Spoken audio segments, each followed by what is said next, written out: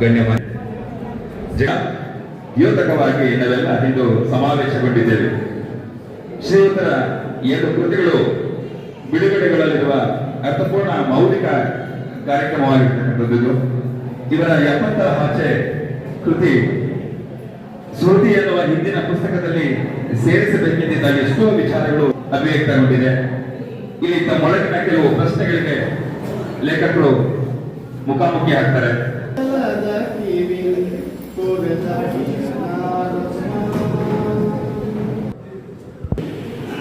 ನಮಸ್ಕಾರ. ಕನ್ನಡ ಸಾರಸ್ವತ ಲೋಕದಲ್ಲಿ ಚಿರಪರಿಚಿತರು ಹಾಗೂ ಸುಪ್ರಸಿದ್ಧ ಸಾಹಿತಿಗಳು ಆದ ಎಂ ಶ್ರೀ ಸುಬ್ರಹ್ಮಣ್ಯ ರಾಜೇ ಅರಸ್, ಶ್ರೀ ಚದುರಂಗ ಈ ಕಾವ್ಯನಾಮದಿಂದ ಕನ್ನಡ ಸಾರಸ್ವತ ಲೋಕದಲ್ಲಿ ಚಿರಪರಿಚಿತರು. ಇವರ ಸುಪುತ್ರರಾದ ಶ್ರೀ ವಿಕ್ರಮ್ ಚದುರಂಗ ಅರಸ್ ಇವರ 2 ಕೃತಿಗಳ ಈ ಬಿಡುಗಡೆಯ ಸಮಾರಂಭದಲ್ಲಿ ನಾವೆಲ್ಲರೂ ಪಾಲ್ಗೊಂಡಿರುವಂಥದ್ದು ನಿಜಕ್ಕೂ ಅತ್ಯಂತ ಸಂತೋಷದ ಸಂಗತಿ.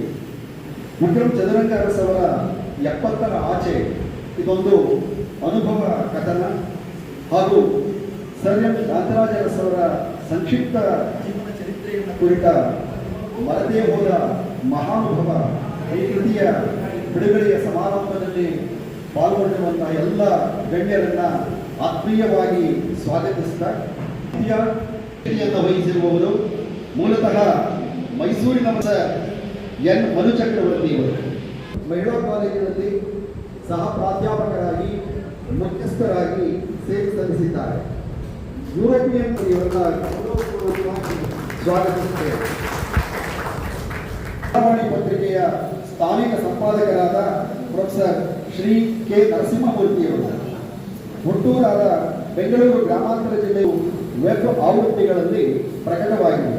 ನನ್ನ ಪ್ರೀತಿಪೂರ್ವಕವಾಗಿ ಸ್ವಾಗತಿಸುತ್ತೇವೆ.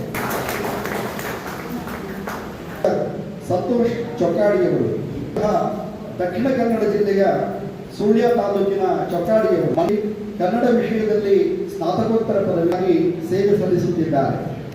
ಸಂತೋಷ್ ಚೊಕ್ಕಾಡಿಯವರನ್ನ ಗೌರವಪೂರ್ವಕವಾಗಿ ಸ್ವಾಗತಿಸುತ್ತೇನೆ. ಕುರಿತು ಪರಿಚಯಿಸಲಿರುವವರು ಪ್ರೊಫೆಸರ್ ಸುಧಾಮಣಿಯವರು. ವಿಭಾಗದ ಇತಿಹಾಸ ವಿಷಯದಲ್ಲಿ ಸ್ನಾತಕೋತ್ತರ ಹಾಗೂ PhD ಪದವಿಯನ್ನು ಪಡೆದಿದ್ದಾರೆ. ಪ್ರಾಧ್ಯಾಪಕರಾಗಿ ವೃತ್ತಿ ಜೀವನವನ್ನು ಆರಂಭಿಸಿದ ಇವರು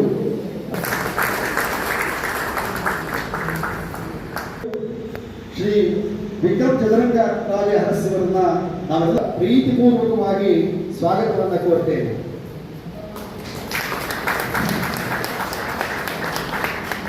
ಕನ್ನಡ ಸಾರಸ್ವತವನ್ನು ಸಹ ಪ್ರೀತಿಪೂರ್ವಕವಾಗಿ ಸ್ವಾಗತಿಸುತ್ತೇನೆ. ಈ ಸಮಾರಂಭದಲ್ಲಿ ಸುಮಾರು ಅವರಿಗೆ ಧನ್ಯವಾದಗಳು. ಕೃತಿಗಳ ಲೋಕಾರ್ಪಣೆ ವೇದಿಕೆಯ ಗಣ್ಯರಿಂದ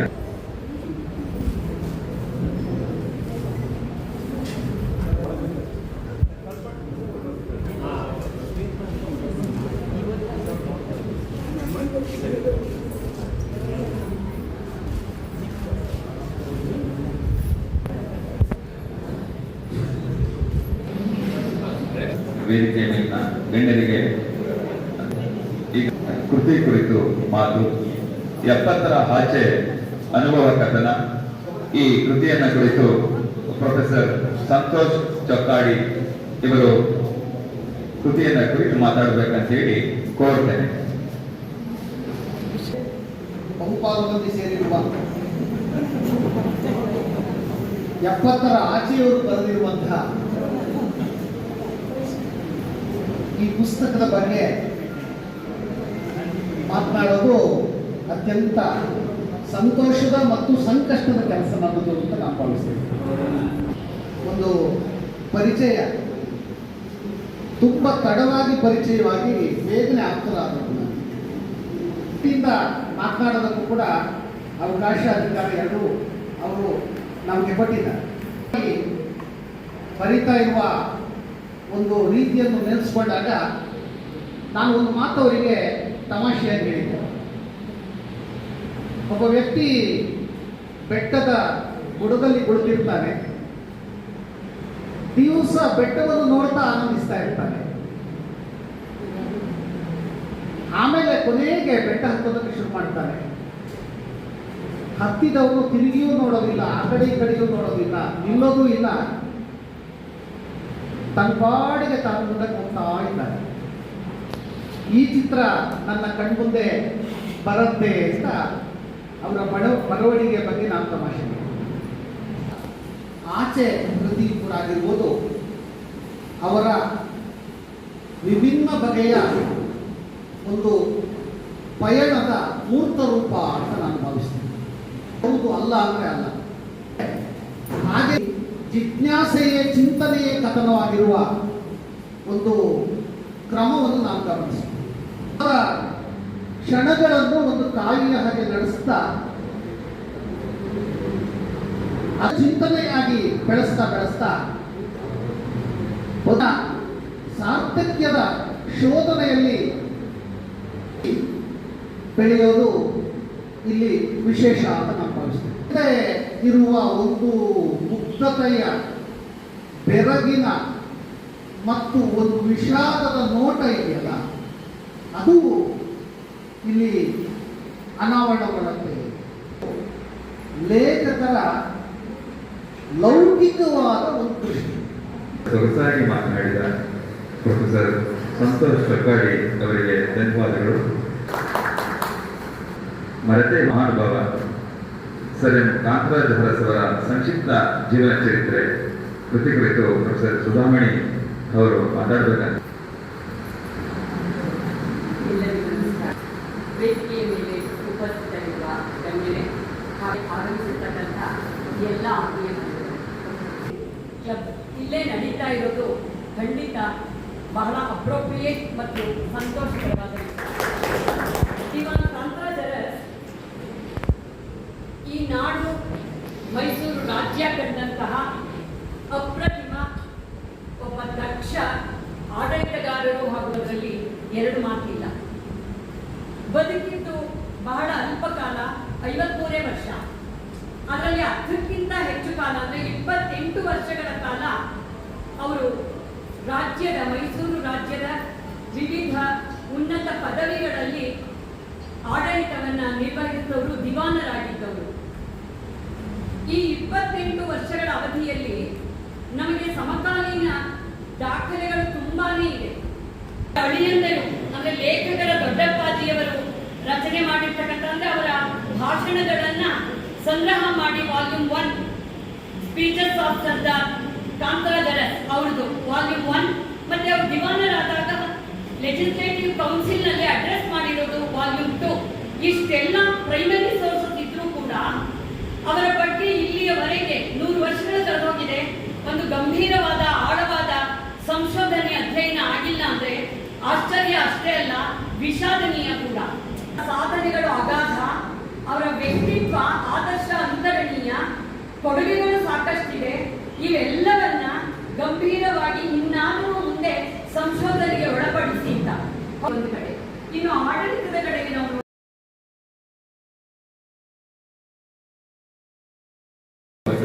ಸರ್ ಎಂ ಕಾಂತರಾಜ್ ಅರಸ್ ಅವರನ್ನ ಅತ್ಯಂತ ಔಚಿತ್ಯಪೂರ್ಣವಾಗಿ ಸಭೆಗೆ ಪರಿಚಯಿಸಿದ ಪ್ರೊಫೆಸರ್ ಸುಧಾಮಣಿ ಅವರಿಗೆ ಧನ್ಯವಾದಗಳು. ಅವರಿಗೆ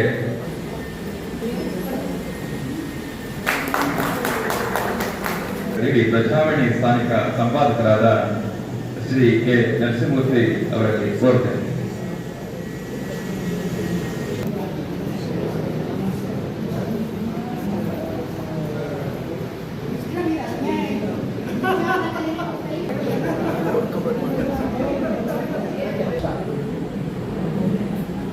ನಾವು ನಿಷ್ಠುರವಾದ ನುಡಿಗಳಿಗೆ ಪ್ರಖ್ಯಾತರು ಮತ್ತು ಮುಖ್ಯಾತರು. ನುಡಿ ಅಷ್ಟೇ ಅಲ್ಲ,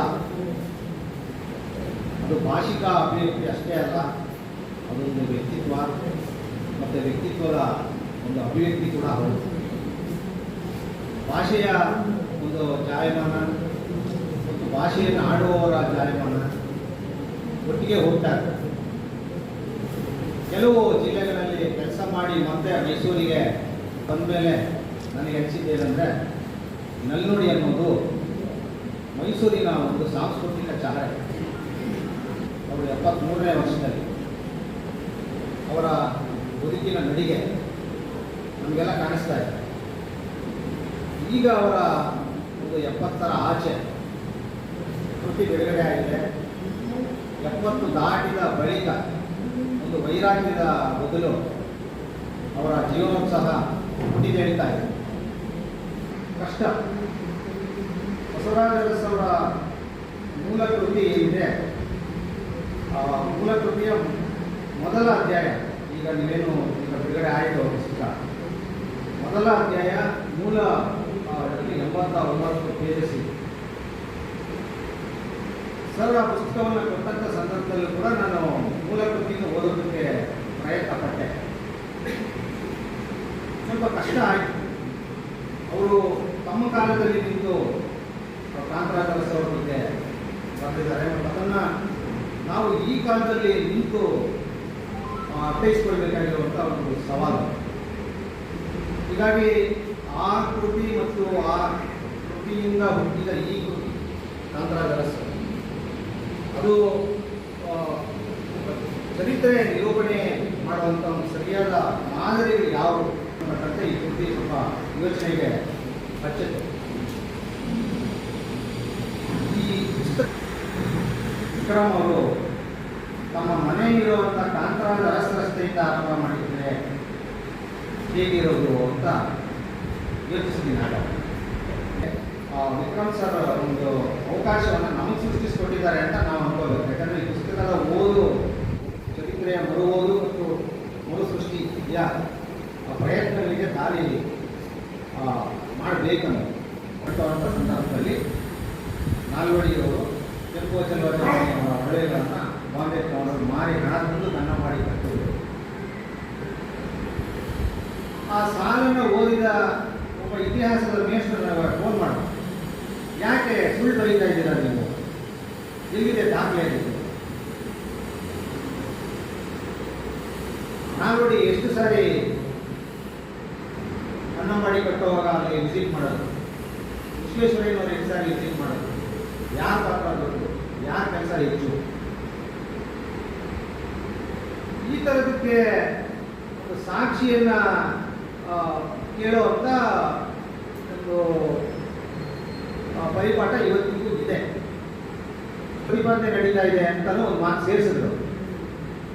ಸರಿ, ಈ ಪ್ರತಿಪಾದನೆ ಸರಿ ಇಲ್ಲ ಅಂತನಾದರೂ ಹೇಳೋ ಪ್ರಯತ್ನ ಆಗಬೇಕಾಗಿತ್ತಲ್ಲ, ಅದು ಕೂಡ ಆಗಿಲ್ಲ.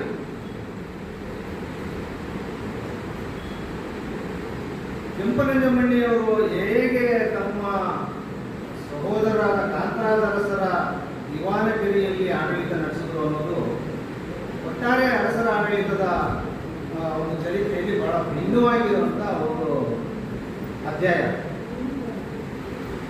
ಯಾಕೆಂದರೆ ವಿವಿಧ ದಿವಾನರುಗಳೆಲ್ಲ ಅರಸೇತರ ಕುಟುಂಬದವರಾಗಿದ್ದರು. ಈ ಪುಸ್ತಕವನ್ನು ಓದಂಥ ಸಂದರ್ಭದಲ್ಲಿ ನನಗೆ ಒಂದು ಪ್ರಶ್ನೆ ಪದೇ ಪದೇ ಬರೋದು, ಯಾಕೆ ಕೆಲವು ದಿವಾನರುಗಳ ಚರಿತ್ರೆಯನ್ನಷ್ಟೇ ಹೆಚ್ಚು ಮಹತ್ವಾಕಾಂಕ್ಷೆಯಿಂದ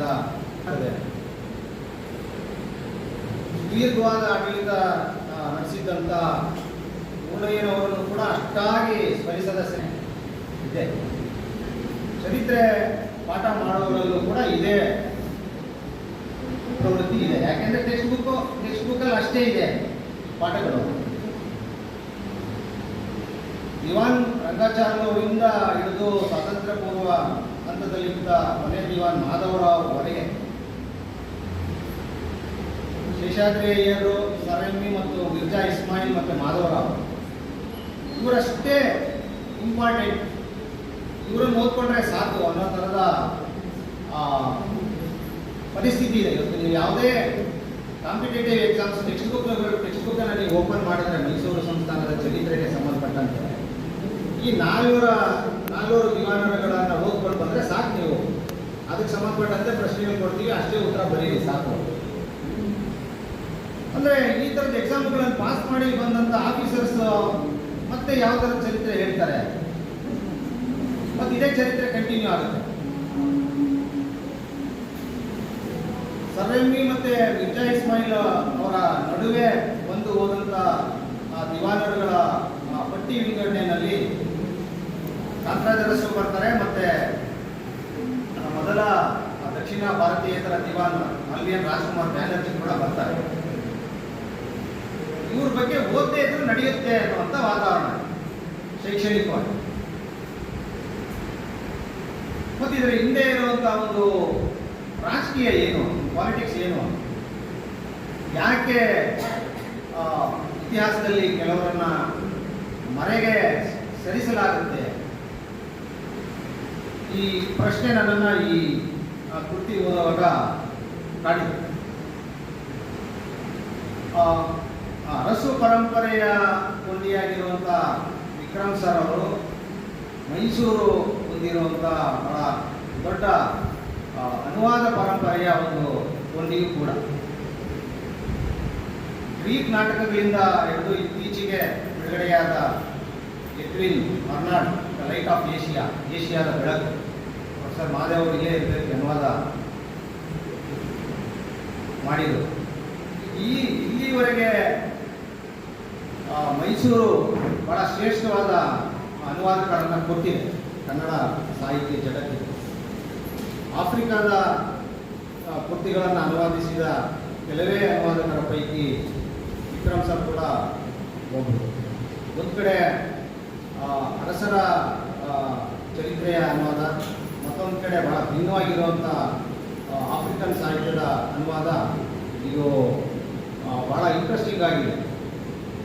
ಇದರ ನಡುವೆ ಅವರ ಜೊತೆಗಿದ್ದಾಗ, ಅಂದರೆ ಅವ್ರ ಜೊತೆ ಫೋನಲ್ಲಿ ಮಾತಾಡಿದಾಗ ಮತ್ತು ಅವರು ಎದುರುಗಡೆ ಎಲ್ಲರೂ ಮುಖತಃ ಸಿಕ್ಕಿದಾಗ ಯಾವಾಗಲೂ ನನಗೆ ನೆನಪಾಗೋದು, ಅಂದರೆ ಸ್ಮರಿಸ್ಕೊಳ್ಳೋದಕ್ಕೆ ಇಷ್ಟಪಡೋದು ಅವರ ನಲ್ನುಡಿಯನ್ನು. ಸೊ ಅವ್ರ ನಲ್ನುಡಿನ ನೆನಪಿಸ್ಕೊಳ್ತಾ ನಲ್ನುಡಿಯನ್ನು ಮುಗಿಸ್ತೀನಿ. ಎಲ್ಲರಿಗೂ ಧನ್ಯವಾದಗಳು. ಶ್ರೀಯುತರಿಗೆ ಫಲಸಮರ್ಪಣೆ. ಮತ್ತು ಪ್ರೊಫೆಸರ್ ವಿಕ್ರಮ್ ಚದುರಂಗ ಅವರು ಒಂದು ಹೊಸ ಕೃತಿಗಳ ಕುರಿತು ಇಷ್ಟು ಚೆನ್ನಾಗಿ ಮಾತನಾಡಿರುತ್ತೀರಿ. ಇದಕ್ಕೆ ನಾನು ಏನು ಹೇಳಬೇಕೋ ನನಗೆ ಗೊತ್ತಾಗ್ತಿಲ್ಲ. Very very very thanks. ಅಕ್ಷರ ಪ್ರಯತ್ನ ಜನನಾಯಕ, ಇದು ಮೊದಲ ಪುಟ್ಟ ಹೆಜ್ಜೆ. ಅಲ್ಲಿ ಚದುರಂಗದಲ್ಲಿ ಹೀಗೆ ಅರ್ಪಿಸಿದ್ದೇನೆ. ಇದೊಂದು ನನ್ನ ಆರದಿರುವ ಗಂಧಾಗಿ. ಎರಡನೆಯ ಪ್ರಯತ್ನ ಇಂದ್ರಜಿತ್ ಮತ್ತು ಇನ್ನಿತರ ಕಥೆಗಳನ್ನು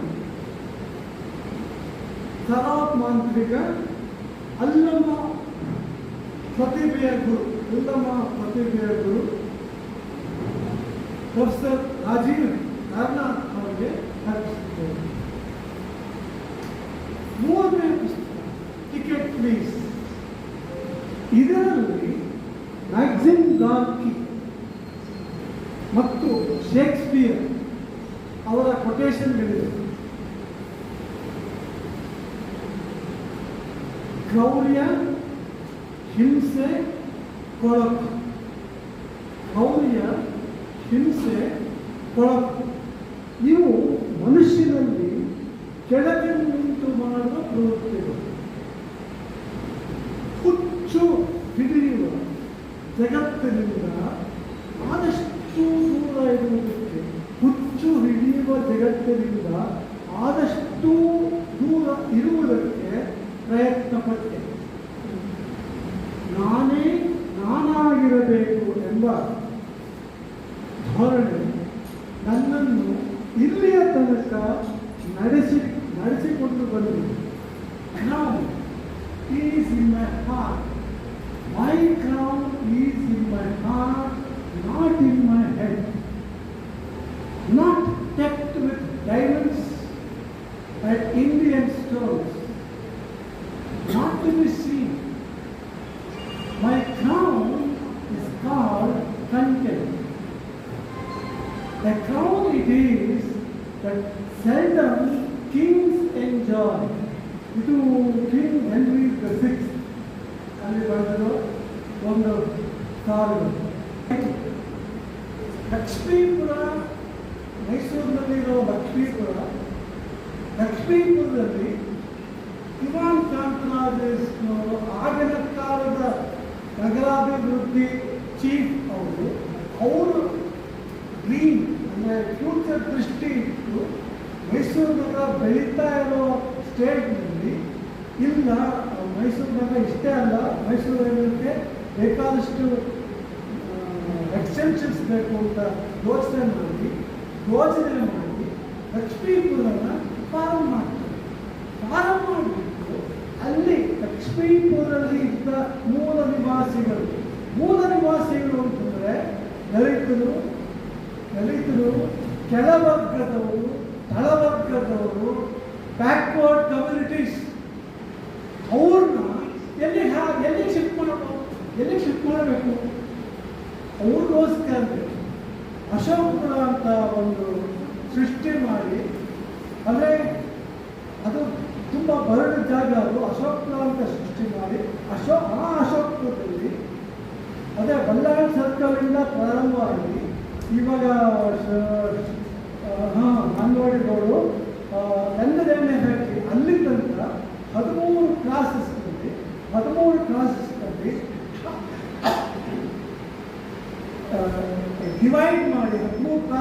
ಡಿವೈಡ್ ಮಾಡಿ ಇವತ್ತು ಕೂಡ ಅಲ್ಲಿ 13 ಕ್ಲಾಸ್ಗಳಲ್ಲಿ ಒಂದು ವಾಸನೆ ಅಂದರೆ ಒಂದು ಕೆಟ್ಟ, ಅದು ನಾನು ಹೇಳ್ತಿರೋದು ಏನು ಉತ್ಪ್ರೇಕ್ಷೆ ಇಲ್ಲ, ಏನು ಸುಳ್ಳಲ್ಲ, ಅದು ನಿಜ. ಸಿಂಬಾಲಿಕ್ಕಾಗಿ ದಿವಾನ್ ಕಾಂತರಾಜೇಶ್ ನೆನಪಿನಲ್ಲಿ ನಾನು ನಿಮಗೆ ಕೊಡ್ತಾ ಇರೋ ಪುಸ್ತಕ ಕಾಣಿಕೆ. ನನ್ನ 4ನೇ ಕೃತಿಯಲ್ಲಿ ನನ್ನ DNA ಸುಳಿಯುವ ಆಗಿರೋ ಸುಳ್ಳು 70 ಆಚೆ ಮತ್ತು ಮತ್ತೆ ಹೋದ 70 ಆಚೆಯಲ್ಲಿ ಪೂರ್ತಿಯಾಗಿ ಜೀವ ಸರಿಯಾದ ಬಾಳಚಂಡಾದಿಯಾಗಿರುವ ನನ್ನ ವಿಷಯ ಮತ್ತು ಮರೆತೇ ಹೋದ ಮಹಾನುಭಾವ, ಅದರಲ್ಲಿ ಸರ್ದಾರ್ ಕೆ ಬಸವರಾಜ ಅರಸ್, ದಿವಾನ್ ಕಾಂತರಾಜೇಶ್ ಅವರ ಅಳಿಯಲ್ಲಿ ಚರಣಂಗರ ಅಂದರೆ ನನ್ನ ಅಪ್ಪಾಜಿಯವರು ಸ್ವಂತ ಅಣ್ಣ, ರಾಜ್ಕುಮಾರಿ ಲೀಲಾವತಿ ಅವರು ನನ್ನ ದೊಡ್ಡಮ್ಮ, ರಾಜ್ಕುಮಾರಿ ಲೀಲಾವತಿ ಸರ್ದಾರ್ ಬಸವರಾಜ ಸರ್ದಾರ್ ಕಾಂತರಾಜೇಶ್ ಅವರ ಏಕೈಕ ಪುತ್ರಿ. ಅವರ ಮದುವೆಯಾಗಿದ್ದು ನಮ್ಮ ಕಡೂರಲ್ಲಿ 1926. ಅವರಿಗೆ ಅಂದರೆ ಸರ್ದಾರ್ ಬಸವರಾಜೇಶ್ವರಿಗೆ, ನಮ್ಮ ದೊಡ್ಡಪ್ಪರಿಗೆ ಅವರಿಗೆ ಅರ್ಪಣೆ ಮಾಡಿದ್ದಾರೆ. ಮುಂದೆ ಬರುವಾಗ ಗೊತ್ತಿಲ್ಲ, ಸಂಬಂಧದಲ್ಲಿ ಒಡಕು ಬಂದೇ ಇಲ್ಲ. ಡಿಫರೆನ್ಸಸ್ ಇರುತ್ತೆ, ಬಟ್ ಒಡಕು ಶಬ್ದ ನುಡಿ ಆ ಒಡಕು ಬಂದೇ ಇಲ್ಲ. ನಮ್ಮಿಬ್ಬರ ಪರಸ್ಪರ ಪ್ರೀತಿಯ ಸೆಲೆ. ನಾನು ಮಗ ಬೆಳೆದುಕೊಂಡಿಲ್ಲ. ಪ್ರಕೃತಿಯೇ ದೇವಸ್ಥಾನ,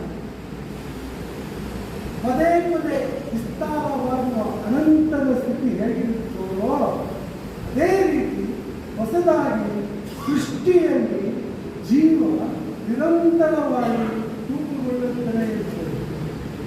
ಆನಂದ ಹೇಗೆ ನಿರ್ದಿಷ್ಟ ಕಾಲಗತಿಗೆ ಒಳಗಾಗುವುದಿಲ್ಲವೋ ಹಾಗೆ ಮನುಷ್ಯನಲ್ಲಿರುವ ಸುಪ್ತ ಪ್ರಜ್ಞೆಯ ಅರಿವು ಅನಂತವಾಗಿ ವಿಸ್ತರಿಸುತ್ತದೆ. ಹದವಾದ ಬಣ್ಣ, ಕಸ್ತೂರಿ ಮೃಗದಲ್ಲಿರುವ ಪರಿಮಳಯುಕ್ತ ದ್ರವ್ಯ, ಮುದಲಿರುವ ಸುಗಂಧದ ವಾಸನೆ, ಕೆಂಪು ಕಂದು ಬಣ್ಣದ ವೆನಿಲಾದಂತಹ ವಾಸನೆ, ಸುಶ್ರಾವ್ಯ ಹಾಡಿನಿಂದ ಭಾವ ಪರವಶವಾಗುವ ತುರ್ಯಾವಸ್ಥೆಯೇ ಪಂಚೇಂದ್ರಿಯಗಳು ಸಹಕರಿಸಿ ವಿಸ್ತಾರ ಆಗುವ ಹಾಗೆ ಮಾಡಿ. ಸರ್ ಯಾರು ಧನ್ಯವಾದಗಳು. ಈಗ ಅಧ್ಯಕ್ಷೀಯ ನುಡಿ ಪ್ರೊಫೆಸರ್ ಮನು ಚಕ್ರವರ್ತಿ ಅವರಿಂದ. ಅಶ್ವತಿಂದ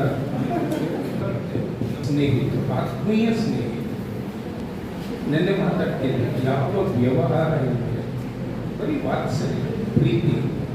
ಇನ್ಫ್ಯಾಕ್ಟ್ ವೈಶಾಖದಲ್ಲಿ ಋಗ್ವೇದದ ಸೂತ್ರ ಅದು ಚರ್ಚೆ ಮಾಡ್ತಾ ಮಾಡ್ತಾ ನಮ್ಮ ಇದನ್ನು ಹಾಕ್ಕೊಡಿ. ಆ ಥರದ ಹೋದರೆ ಮಹಾನುಭಾವರು ಒಂದೆರಡು ಹಿಸ್ಟಾರಿಕಲ್ ಡೈಮೆನ್ಷನ್ಸ್ ಕೊಟ್ಟು ನಾನು ಪುಸ್ತಕ ಬಂದೆ. ಬಹಳ ಮುಖ್ಯ. ಇವರು ದಿವಾನರಾಗಿರ್ಬೋದು, ನಾಲ್ವಡಿಯವರು ಮಹಾರಾಜರಾಗಿರ್ಬೋದು, ಯಾವ ಸ್ಥಿತಿಯಲ್ಲಿ ಈ ದಿವಾನಗಿರಿ ನಾಲ್ವಡಿಯವರು ಮಹಾರಾಜರಾದರು ಏನೇನು ಕೆಲಸ ಮಾಡೋದು ಅನ್ನೋದಕ್ಕೆ ಪೂರ್ವಕವಾಗಿ ಕೆಲವು ಸಂಗತಿಗಳನ್ನ ಹೇಳ್ಬೋದು. ಇವಿಷ್ಟನ್ನು ನಾನು ಈ ಪುಸ್ತಕ ಓದೋದು ಮುಂಚೆ ತಯಾರಿ ಮಾಡ್ಕೊಂಡು ಒಂದು one of the greatest commentators of modern times, colonialism ಬಗ್ಗೆ ಮಾತಾಡ್ತಾರೆ, ಮೈಕ್ ಡೇವಿಸ್ ಅಂತ. ಅವನ ಪುಸ್ತಕ ಯಾರಾದರೂ ಓದಿರೋದ್ರೆ ದಯವಿಟ್ಟು ಅದು ಲೇಟ್ ವಿಕ್ಟೋರಿಯನ್ ಹಾಲೋಕಾಸ್ಟ್ ಅಂದರೆ ಪುಸ್ತಕ ನನಗೆ ತಯಾರಿ ಬೇಕು. ಆ ಲೇಟ್ ವಿಕ್ಟೋರಿಯನ್ ಹಾಲೋಕಾಸ್ಟ್ ಅಲ್ಲಿ ದೀರ್ಘವಾಗಿ ಅವರು ಮೆನ್ಷನ್ ಮಾಡ್ತಾರೆ. ವಿಕ್ಟೋರಿಯಾ, ಕ್ವೀನ್ ವಿಕ್ಟೋರಿಯಾ ಕಾರನೇಷನ್ 1877 ಏನು ವಿಜೃಂಭಣೆಯಿಂದ ಡೆಲ್ಲಿ ದರ್ಬಾರ್ 14 ದಿನ ಆದರೆ 1942-43 ಬೆಂಗಾಲ್ ಫ್ಯಾಮಿಲಿ ಅದಕ್ಕೆ ಮುಂಚೆ ಓಲ್ಡ್ ಮೈಸೂರು ದೊಡ್ಡದಾಗಿ man made family genocide as the coronation was taking place. ಸುಮ್ಮನೆ ಸಾರಾಂಶದಲ್ಲಿ ಹೇಳ್ತೀನಿ, old Mysore 1881 census, all these are drawn from. He says, I have not come across through documents such a subtle, sophisticated, self-effacing ruler anywhere. And the ಹೊಗಳಿಕೆಯ ವೆನಿರೇಷನ್ ಪುಸ್ತಕ ನಾನು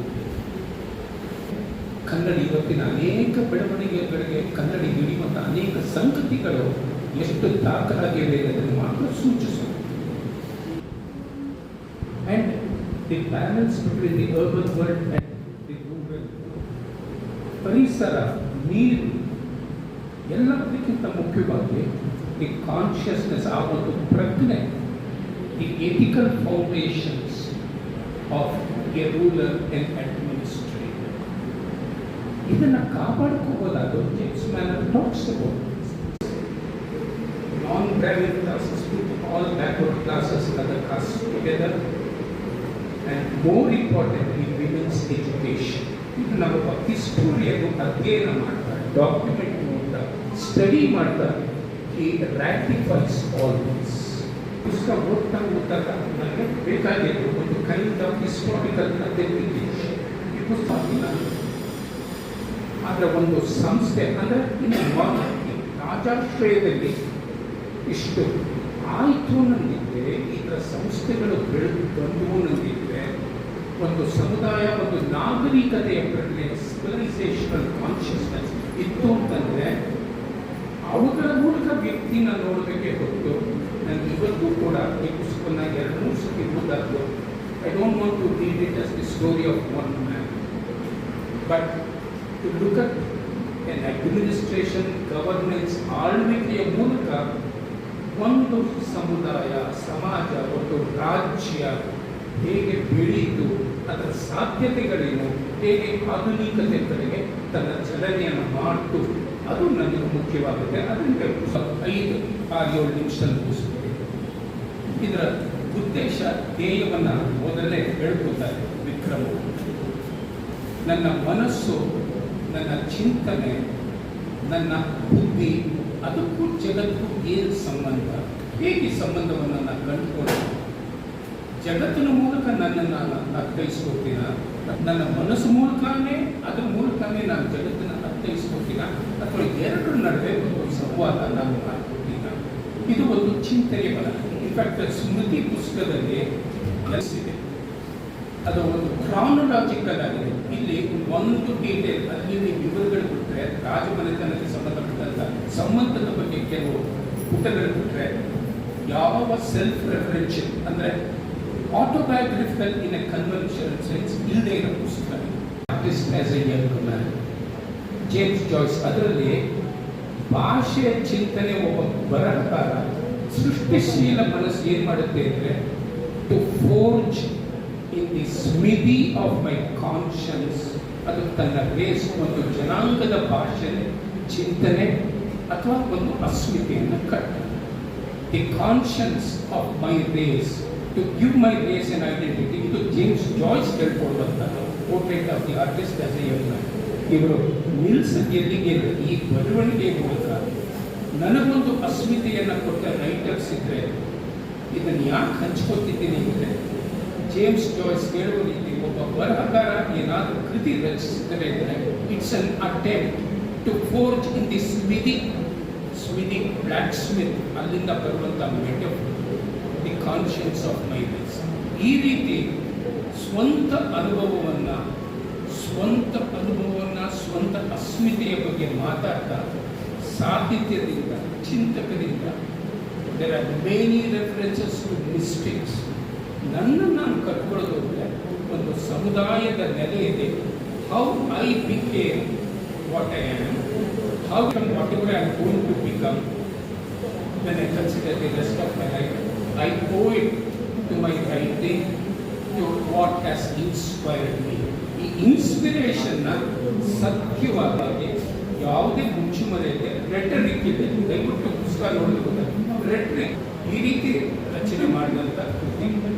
ನಿಮಗೆ sir Vikram ಅವರೇ, ವಿಕ್ರಮ್ ರಾಜ ಅರಸ್, ವಿಕ್ರಮ್ ಚಂದ್ರಂಗ, ನಿಮಗೆ ನಮಸ್ಕಾರ. ನಾಡಿದ professor Manohar ಚಕ್ರವರ್ತಿ ಅವರಿಗೆ ಧನ್ಯವಾದಗಳು. ಶ್ರೀಯುತರು ಅಚ್ಚುಕಟ್ಟಾಗಿ ಮೂಡಿಬರಲು ಕಾರಣಕರ್ತರಾದಂತಹ ಪ್ರಕಾಶಕರಾದ ಮೈಸೂರಿನ ಶ್ರೀ MFC ಗಣೇಶ್ ಅವರಿಗೆ ಸಮರ್ಪಣೆ.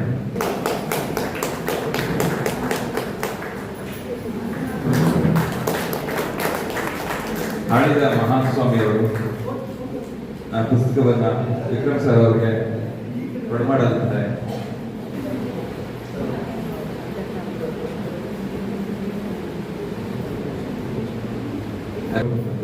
ತಮ್ಮ ಅನಿಸಿಕೆ ಭಾಷಣ ಆದ ನಂತರ ಅವಕಾಶ ಆಗಬೇಕು, ಆದರೆ ಮಾತನಾಡೋಕ್ಕೆ ಬಹಳ ಪ್ರೀತಿಯಿಂದ ಚಂದ್ರರ ಕುಟುಂಬ ನನ್ನನ್ನು ನಡೆಸ್ಕೊಂಡಿದೆ.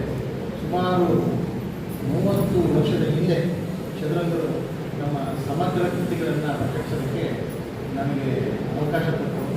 ಅಂದಿನಿಂದ ಇಂದಿನವರೆಗೂ ಅವರ ಎಲ್ಲ ಕೃತಿಗಳನ್ನು ಪ್ರಕಟಿಸಿ ನಂತರ ವಿಕ್ರಮ್ ಅವರ ಕೃತಿಗಳನ್ನು ಪ್ರಕಟಿಸ್ತಾ ಇದ್ದೀನಿ. ಎಲ್ಲರೂ ಅವರ ಕುಟುಂಬದ ಪ್ರೀತಿಯಿಂದ ಸಾಧ್ಯ ಆಗಿದೆ. ಅವರಿಗೆ ನುಡಿ ನಮಸ್ಕಾರ. ಧನ್ಯವಾದ. ಕಾರ್ಯಕ್ರಮದ ಅಂತಿಮ ಘಟ್ಟ ವಂದನಾರ್ಪಣೆ. ಎಲ್ಲರನ್ನ ವಂದಿಸಲಿದ್ದಾರೆ ಶ್ರೀ ಬನ್ನಶೆಟ್ಟಿ ಅವರು, ಕಂದಾಪುರ. ಈ ಕಾರ್ಯಕ್ರಮದ ಅಧ್ಯಕ್ಷತೆ ವಹಿಸಿ ಅಧ್ಯಕ್ಷ ನುಡಿಗಳನ್ನಾಡಿದ ನಾಡಿನ ಸಂಸ್ಕೃತಿ ಚಿಂತಕರಾದ ಪ್ರೊಫೆಸರ್ ಅವರಿಗೆ ಗೌರವಪೂರ್ವಕ ವಂದನೆಗಳು.